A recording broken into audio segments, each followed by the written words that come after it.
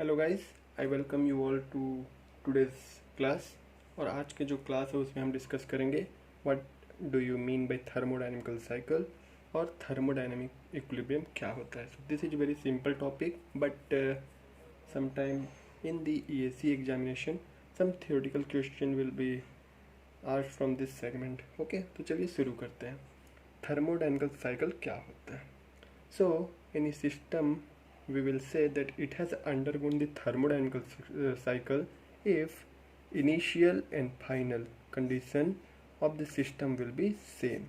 Okay, मतलब कि अगर हमारा जो सिस्टम है उसका अगर इनिशियल एंड फाइनल कंडीशन अगर सेम होता है देन वी विल से कि सिस्टम जो है थर्मोडायनेमिकल साइकिल के अंडरगोन है। ओके, अगर अब इसको समझने की कोशिश करते हैं। जैसे अगर हमारा सिस्टम शुरू में था फर्स्ट पॉइंट पे, ये हमारा एक स्टेट है जहाँ का हमको पता है कि टेम्परेचर कुछ था, प्रेशर कुछ था।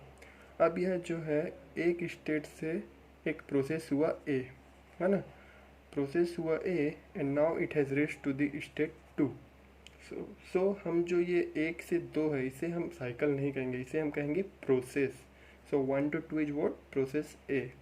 बट नाउ इफ़ अब ये जो है 2 से वापस एक स्टेट पे गया, अब जो हमारा टेम्परेचर और प्रेशर है उससे यह वापस अगर फर्स्ट स्टेट में गया then it will be process B. So process B क्या हो गया, state 2 to state 1, it is process B.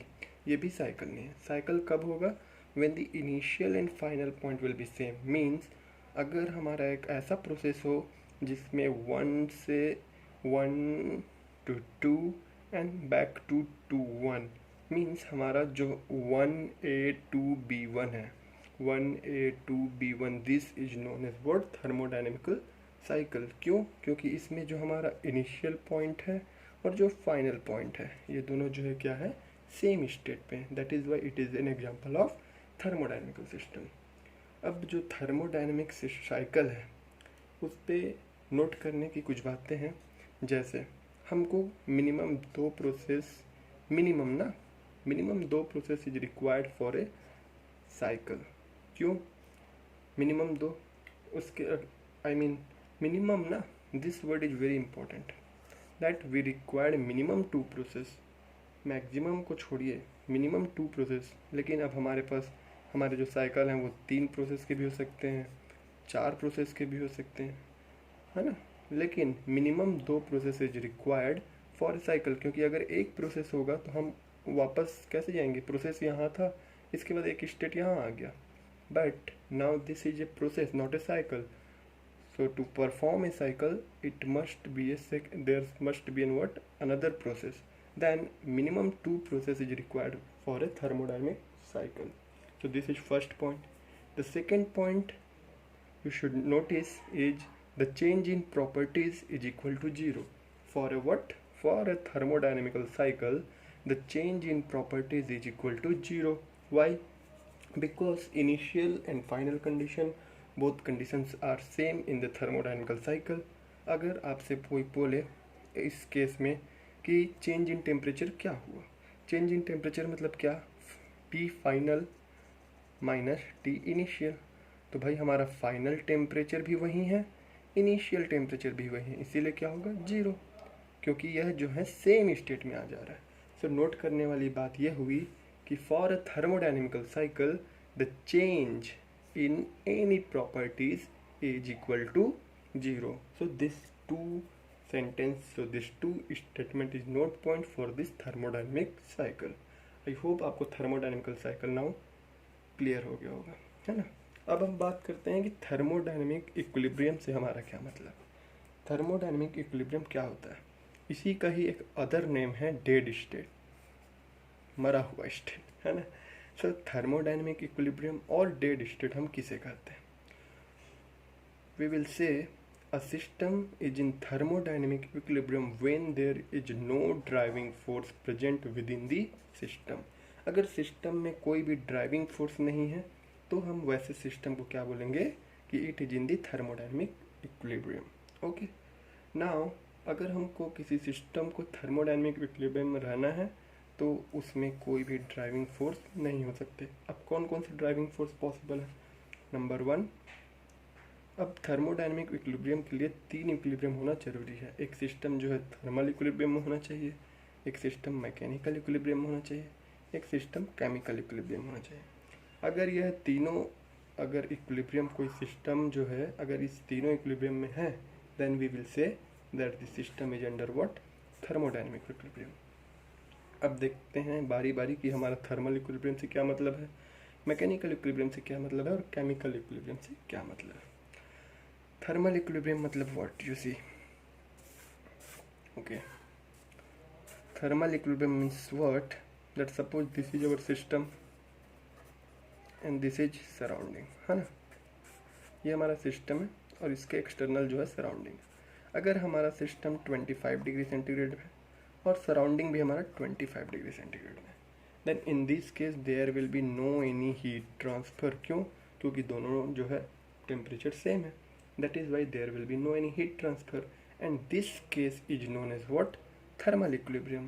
So thermal equilibrium means it is the equality of temperature, or in other sense you can say delta T is equal to 0.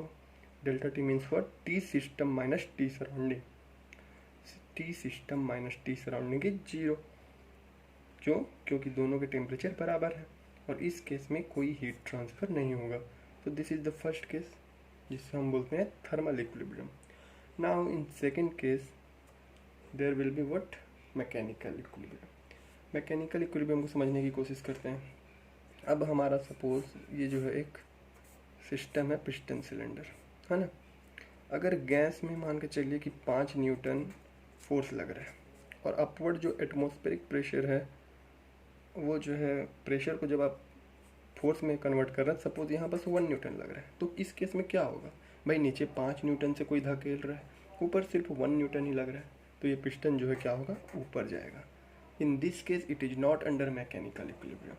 So mechanical equilibrium का मतलब होता है कि हमारा जो piston है it should remain at this position, there should be no any work transfer.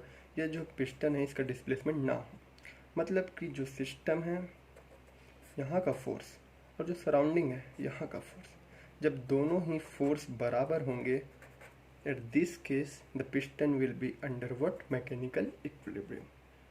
Okay, so I think mechanical equilibrium भी अब clear हो गया होगा। Mechanical equilibrium means what? Equality of force or pressure or anything which can cause work. हमें work नहीं चाहिए, so in this case there will be no any work transfer. So this is the example of mechanical equilibrium. Now the third one is chemical equilibrium. Chemical equilibrium means what? Within the system and surrounding there should be no any chemical reaction, there should be no any mass transfer. So this case is known as chemical equilibrium. तो अगर हमें किसी system को अगर हम कहते हैं कि यह जो है थर्मोडायनेमिक इक्विलिब्रियम में है, कब हम कह सकते हैं? When we can say that any system is under thermodynamic equilibrium when the system is in thermal equilibrium, when the system is in mechanical equilibrium, and when the system is in what? Chemical equilibrium. अगर यह तीनों equilibrium satisfy करता है, then only we can say that our system is in thermodynamic equilibrium. So इस case में ना हमारा heat transfer होगा, why? Because of thermal equilibrium, है ना, क्योंकि डेल्टा टी 0 होता है, दोनों तरफ हमारा सराउंडिंग और सिस्टम का टेम्परेचर सेम होता है, that is why there will be no any heat transfer. हमारा कोई वर्क ट्रांसफ़र नहीं होता है, क्यों? Because it is under mechanical, क्योंकि कोई भी वर्क कॉसिंग जो है हमारा सभी जो है इक्विलिब्रियम में रहता है। ओके, सो यहाँ पास जो है वर्क ट्रांसफ़र भी नहीं होगा। और केमिकल मीन्स कोई मास ट्रांसफ़र नहीं होगा, कोई केमिकल रिएक्शन नहीं होगा। Why? Because of the chemical gradient is 0. So I hope ki now these two things are clear to you. The first one is thermodynamic cycle and second one is thermodynamic equilibrium.